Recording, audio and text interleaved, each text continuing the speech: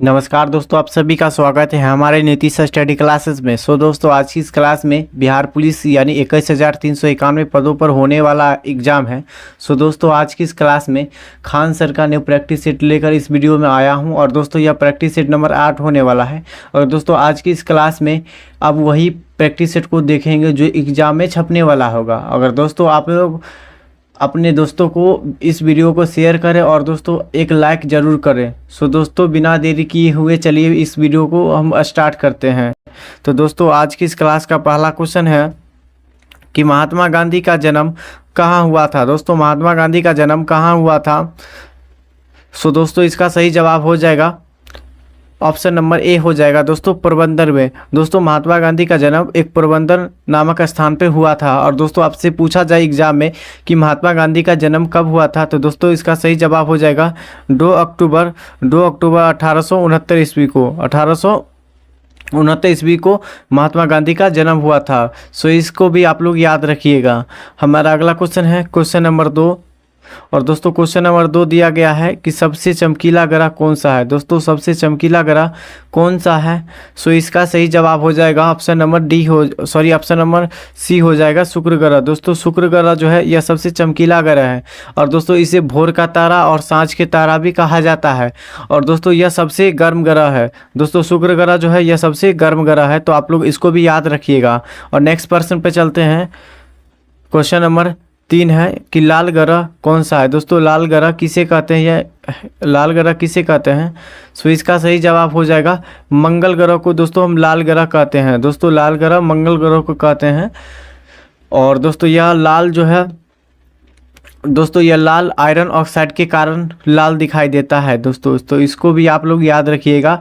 और दोस्तों, लाल ग्रह आपसे पूछा जाए कि लाल ग्रह कौन सा है, तो सही जवाब हो जाएगा मंगल ग्रह। मंगल ग्रह को लाल ग्रह कहा जाता है। इसका सही जवाब हो जाएगा ऑप्शन नंबर ए हो जाएगा। दोस्तों, नेक्स्ट प्रश्न है ध्रुव तारा को किस नाम से जानते हैं। दोस्तों, ध्रुव यानी पोल तारा को किस नाम से जानते हैं।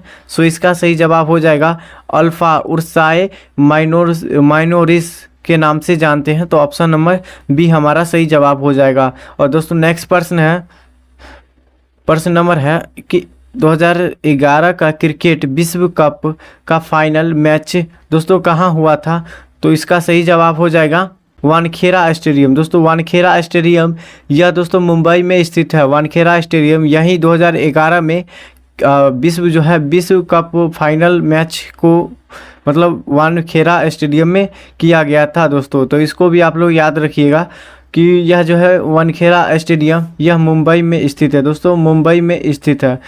इसको भी आप लोग याद रखिएगा। तो दोस्तों, अगला प्रश्न है प्रश्न संख्या 6 कि मुस्लिम लीग की स्थापना कब की गई थी। दोस्तों, मुस्लिम लीग की स्थापना कब की गई थी। इसका सही जवाब हो जाएगा 1906 ईस्वी में। दोस्तों, 1906 ईस्वी में मुस्लिम लीग की स्थापना की गई थी। और दोस्तों, आप लोग एक पॉइंट रखिएगा इसमें याद कि 1906 ईस्वी में बंगाल विभाजन भी हुआ था। दोस्तों, 1906 ईस्वी में बंगाल विभाजन भी हुआ था। ठीक है, तो दोस्तों आप लोग इसको भी याद रखिएगा। दोस्तों, नेक्स्ट प्रश्न है प्रश्न संख्या 7 है कि बांग्लादेश का मुद्रा दोस्तों क्या है। दोस्तों, बांग्लादेश का मुद्रा क्या है। इसका सही जवाब हो जाएगा टाका। टाका जो है बांग्लादेश का मुद्रा है। दोस्तों, बांग्लादेश की राजधानी पूछ लिया जाता है तो बांग्लादेश की राजधानी दोस्तों आपको ढाका हो जाएगा। तो क्या हो जाएगा दोस्तों, ढाका हो जाएगा। इसका मुद्रा क्या है, तो दोस्तों टाका हो जाएगा। तो आप लोग इसको भी याद रखिएगा। हमारा नेक्स्ट प्रश्न है कि चीन का शोक किस नदी को कहा जाता है। दोस्तों, चीन का शोक किस नदी को कहा जाता है। इसका सही जवाब हो जाएगा पीली नदी को। पीली नदी को चीन का शोक कहा जाता है। और दोस्तों, इसे हुआंगहो नदी भी कहा जाता है, तो आप लोग इसको भी याद रखिएगा। और दोस्तों, नेक्स्ट प्रश्न है प्रश्न संख्या 9 है कि जापान का राष्ट्रीय पक्षी क्या है। दोस्तों, जापान का राष्ट्रीय पक्षी क्या है।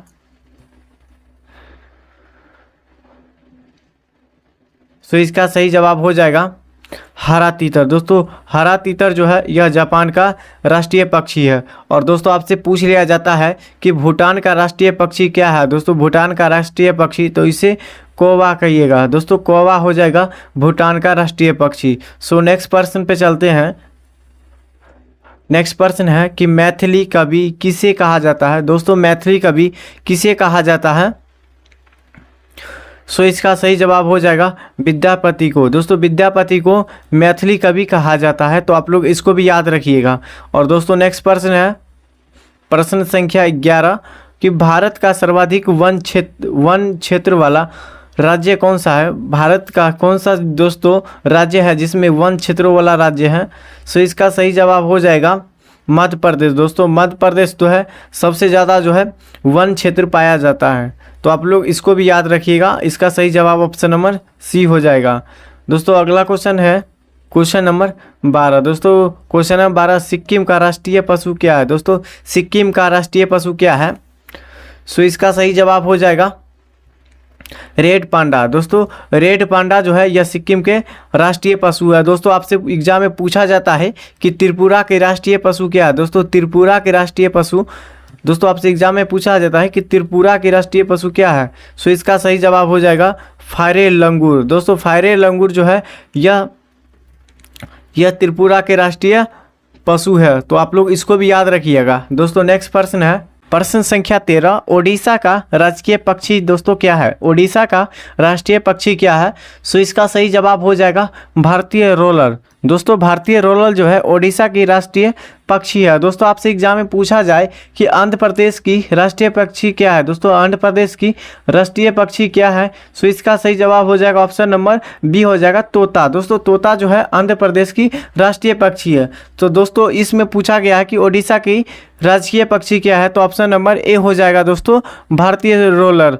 तो इसको भी आप लोग याद रखिएगा। और दोस्तों यह बिहार पुलिस में लगभग 3 से 4 बार क्वेश्चन को पूछ दिया गया है, तो आगे भी पूछा जा सकता है, तो आप लोग इसको भी याद रखिएगा। सो दोस्तों अगला क्वेश्चन पे चलते हैं। क्वेश्चन नंबर 14 दिया गया है कि ब्राह्मण समाज की स्थापना कौन थे। दोस्तों ब्राह्मण समाज की स्थापना किसने किए थे। सो इसका सही जवाब हो जाएगा राजा राम मोहन राय ने ब्राह्मण समाज की स्थापना किए थे। और दोस्तों यह कब किए थे, तो यह 1828 ईस्वी में यह ब्राह्मण समाज की स्थापना किए थे, तो आप लोग इसको भी याद रखिएगा। दोस्तों नेक्स्ट प्रश्न पे चलते हैं। प्रश्न संख्या 15 है कि पोलियो के पीने वाले टीका का आविष्कार कौन थे। दोस्तों पोलियो के पीने वाले टीका का आविष्कार कौन थे। सो इसका सही जवाब हो जाएगा कोप्रेवेस्की। कोप्रेवेस्की जो है यह पोलियो को पीने वाले इसका आविष्कार टीका का आविष्कार किए थे। कोप्रेवेक्सी किए थे। सो इसका आप लोग याद रखिएगा इस प्रश्न का आंसर भी। सो दोस्तों नेक्स्ट प्रश्न पे चलते हैं। प्रश्न संख्या है 16 एशिया का सबसे बड़ा पशु मेला दोस्तों कहाँ आयोजित किया गया है। दोस्तों एशिया का सबसे बड़ा पशु मेला कहाँ आयोजित किया जाता है। सो इसका सही जवाब हो जाएगा सोनपुर में। दोस्तों सोनपुर में एशिया का सबसे बड़ा पशु मेला दोस्तों सोनपुर में लगता है। दोस्तों सोनपुर बिहार में मेला हर साल जो है कार्तिक महीने के दिन होता है। दोस्तों सोनपुर मेला हर महीना यानी कार्तिक महीना में होता है, तो आप लोग इसको भी याद रखिएगा। दोस्तों मेरा नेक्स्ट प्रश्न है प्रश्न संख्या 17 कि ईरान का प्राचीन नाम दोस्तों क्या था। दोस्तों ईरान का प्राचीन नाम दोस्तों क्या था।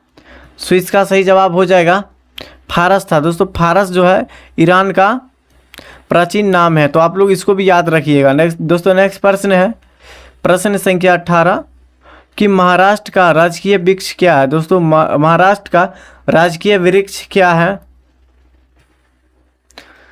सो इसका सही जवाब हो जाएगा आम। दोस्तों आम जो है यह महाराष्ट्र का राजकीय वृक्ष है। और दोस्तों आपसे एग्जाम में पूछा जाता है कि महाराष्ट्र का राष्ट्रीय वृक्ष क्या है, तो आप लोग ध्यान रखिएगा आम होता है। दोस्तों नेक्स्ट प्रश्न है प्रश्न संख्या 19 कि शिवाजी के कितने मंत्री थे। दोस्तों शिवाजी के कितने मंत्री थे। सो इसका सही जवाब हो जाएगा 8। दोस्तों 8 मंत्री थे शिवाजी को, तो आप लोग इसको भी याद रखिएगा। दोस्तों नेक्स्ट प्रश्न पे चलते हैं। प्रश्न संख्या 20 है यूको का राष्ट्रीय चिन्ह क्या है। दोस्तों यूको का राष्ट्रीय चिन्ह क्या है। सो इसका सही जवाब हो जाएगा गुलाब का फूल। दोस्तों गुलाब का फूल जो है यूको का राष्ट्रीय चिन्ह है। तो दोस्तों आप लोग इस क्वेश्चन को भी याद रखिएगा। दोस्तों नेक्स्ट प्रश्न है प्रश्न संख्या 21 कि विश्व में किस धर्म के अनुयायी सबसे अधिक है। दोस्तों किस धर्म के अनुयायी सबसे अधिक है। सो इसका सही जवाब ऑप्शन नंबर बी हो जाएगा ईसाई धर्म के जो है अनुयायी सबसे अधिक हैं, तो आप लोग इसको भी याद रखिएगा। दोस्तों नेक्स्ट प्रश्न है प्रश्न संख्या 22 कि भारत में कौन सी भाषा सर्वाधिक बोली जाती है। दोस्तों कौन सी भाषा जो है भारत में सर्वाधिक बोली जाती है, तो दोस्तों इसका सही जवाब हो जाएगा ऑप्शन नंबर ए हो जाएगा हिंदी भाषा। दोस्तों हिंदी भाषा जो है यह भारत में सर्वाधिक बोली जाती है। तो दोस्तों नेक्स्ट प्रश्न है प्रश्न संख्या 23 कि भारत का प्रथम महिला केंद्रीय मंत्री कौन थी। दोस्तों भारत की प्रथम महिला केंद्रीय मंत्री कौन थी, सो इसका सही जवाब हो जाएगा ऑप्शन नंबर सी हो जाएगा राजकुमारी अमृत कौर जो है यह भारत की प्रथम महिला केंद्रीय मंत्री थी। तो आप लोग इसको भी याद रखिएगा। दोस्तों नेक्स्ट प्रश्न है कि भारत का सबसे बड़ा गिरजाघर कहाँ है। दोस्तों भारत का सबसे बड़ा गिरजाघर कहाँ है, सो इसका सही जवाब हो जाएगा ऑप्शन नंबर बी हो जाएगा सेंट कैथेड्रल। दोस्तों सेंट कैथेड्रल जो है यह भारत की सबसे बड़ा गिरजाघर है। तो आप लोग इसको भी याद रखिएगा दोस्तों सेंट कैथेड्रल को। तो दोस्तों नेक्स्ट प्रश्न पे चलते हैं। प्रश्न संख्या 25 है कि फ्रांस के सरकारी दस्तावेज का क्या नाम था। दोस्तों फ्रांस के दस्तावेज का क्या नाम था, सो इसका सही जवाब हो जाएगा येलो बुक। दोस्तों येलो बुक जो है यह फ्रांस के सरकारी दस्तावेज का नाम है। तो आप लोग इसको भी याद रखिएगा। यह क्वेश्चन एसआई में 2 बार पूछा गया क्वेश्चन है। तो दोस्तों इसको भी आप लोग याद रखिएगा। और दोस्तों 26 नंबर प्रश्न है कि कोविड-19 से बचाव के लिए सबसे सुरक्षित मास्क कौन सा है। दोस्तों कोविड-19 से बचाव के लिए सबसे सुरक्षित मास्क कौन सा है, तो दोस्तों इसका सही जवाब हो जाएगा ऑप्शन नंबर ए हो जाएगा N95। दोस्तों N95 मास्क जो है यह कोविड-19 से बचाने के लिए सबसे सुरक्षित मास्क है। तो आप लोग इसको भी याद रखिएगा। दोस्तों आगे भी यह क्वेश्चन पूछा जा सकता है। तो नेक्स्ट प्रश्न है प्रश्न संख्या 27 कि अर्थशास्त्र के पिता दोस्तों किसे कहा जाता है। अर्थशास्त्र के पिता दोस्तों किसे कहा जाता है, तो दोस्तों इसका सही जवाब हो जाएगा एडम स्मिथ को। दोस्तों एडम स्मिथ को अर्थशास्त्र के पिता कहा जाता है। तो आप लोग इसको भी याद रखिएगा। नेक्स्ट प्रश्न है प्रश्न संख्या 28 कि अर्थशास्त्र के लेखक दोस्तों कौन है। अर्थशास्त्र के लेखक दोस्तों कौन है, तो इसका सही जवाब हो जाएगा चाणक्य, जिसे कौटिल्य भी कहा जाता है। तो अर्थशास्त्र के लेखक दोस्तों कौन है, तो चाणक्य है, और जिसे कौटिल्य भी कहा जाता है। तो आप लोग दोनों को याद रखिएगा। और दोस्तों नेक्स्ट प्रश्न है प्रश्न संख्या 29 राज्य अपहरण नीति को किसके द्वारा अपनाई गई थी। दोस्तों राज्य अपहरण नीति को किसके द्वारा अपनाई गई थी, सो इसका सही जवाब हो जाएगा लॉर्ड डलहौजी। दोस्तों लॉर्ड डलहौजी के शासनकाल में जो है यह राज्य अपहरण की नीति को अपनाई गई थी। तो आप लोग इसको भी याद रखिएगा, ये मोस्ट इम्पोर्टेंट है। तो दोस्तों आप लोग इसको भूलिएगा नहीं, आप लोग इसको याद रखिएगा। दोस्तों नेक्स्ट प्रश्न है प्रश्न संख्या 30।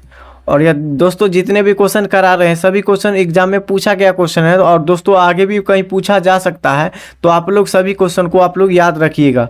और दोस्तों आप लोग हमारे चैनल पर पहली बार आए हो तो हमारे चैनल को सब्सक्राइब कर ले। और दोस्तों आप लोग इस वीडियो का PDF लेना चाहते हैं तो हमारे टेलीग्राम से ज्वाइन होकर आप लोग इस वीडियो का PDF ले सकते हैं। सो दोस्तों अगला क्वेश्चन है कि सबसे लंबे समुद्र तट वाला भारतीय राज्य कौन सा है। दोस्तों सबसे लंबे जो है समुद्र तट वाला भारतीय राज्य कौन सा है, तो ऑप्शन नंबर ए हो जाएगा दोस्तों गुजरात राज्य। गुजरात राज्य जो है ये सबसे लंबे समुद्र तट वाला राज्य है। तो दोस्तों नेक्स्ट प्रश्न है कि मिशन इंद्रधनुष किससे संबंधित है। दोस्तों मिशन इंद्रधनुष किससे संबंधित है, सो इसका सही जवाब हो जाएगा टीकाकरण से। दोस्तों टीकाकरण से मिशन इंद्रधनुष संबंधित है। तो आप लोग इसको भी याद रखिएगा दोस्तों, ये भी पूछा जा सकता है क्वेश्चन। सो दोस्तों नेक्स्ट प्रश्न है प्रश्न संख्या 32 भाभा परमाणु अनुसंधान की स्थापना कब की गई थी। दोस्तों भाभा परमाणु अनुसंधान की स्थापना कब की गई थी, सो इसका सही जवाब हो जाएगा 1954 ईस्वी में। दोस्तों 1954 ईस्वी में ट्राम्बो यानी मुंबई में किया गया था। भाभा परमाणु अनुसंधान की स्थापना की गई थी। तो दोस्तों आप लोग इसको भी याद रखिएगा। दोस्तों नेक्स्ट प्रश्न है कि हवा से हवा में मार करने वाली मिसाइल दोस्तों कौन सी है? दोस्तों हवा में मार करने वाली मिसाइल कौन सी है? तो दोस्तों इसका सही जवाब होगा अस्त्र। अस्त्र मिसाइल जो है यह हवा में मार करने वाली मिसाइल है। तो आप लोग इसको भी याद रखिएगा, ये मोस्ट इंपॉर्टेंट क्वेश्चन है दोस्तों। ये भी एसआई में 2 बार पूछा गया क्वेश्चन है और दोस्तों कांस्टेबल में 2 बार भी पूछा गया क्वेश्चन है, तो आप लोग इसको भी याद रखिएगा। दोस्तों नेक्स्ट प्रश्न है प्रश्न संख्या 34। चीनी यात्री फैहान किसके शासनकाल में भारत आया था? दोस्तों किसके शासनकाल में फैहान जो है भारत आया था? सो इसका सही जवाब हो जाएगा चंद्रगुप्त द्वितीय के शासनकाल में जो है फैहान भारत में आया था। सो इसका आप लोग याद रखिएगा, इस प्रश्न का आंसर आपको चंद्रगुप्त द्वितीय हो जाएगा। तो दोस्तों नेक्स्ट प्रश्न है प्रश्न संख्या 35।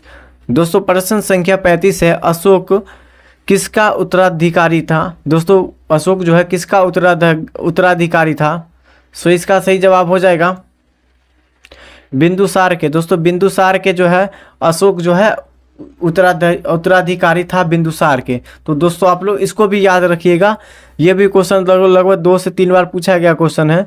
सो दोस्तों नेक्स्ट प्रश्न है और दोस्तों यह प्रश्न जो है आप सभी के लिए है। तो दोस्तों इस प्रश्न का आंसर आप लोग इसी वीडियो को कमेंट बॉक्स में आपको सभी को बताना है। और दोस्तों हमारे टेलीग्राम पर नहीं जुड़े हैं तो हमारे टेलीग्राम चैनल का लिंक इसी वीडियो को डिस्क्रिप्शन बॉक्स में आपको दे दूंगा, तो आप लोग वहाँ से ज्वाइन होकर इस वीडियो का PDF ले सकते हैं। और दोस्तों आप लोग हमारे चैनल पर पहली बार आए होंगे तो हमारे चैनल को सब्सक्राइब कर लें। और दोस्तों चलिए मिलते हैं नेक्स्ट वीडियो पे।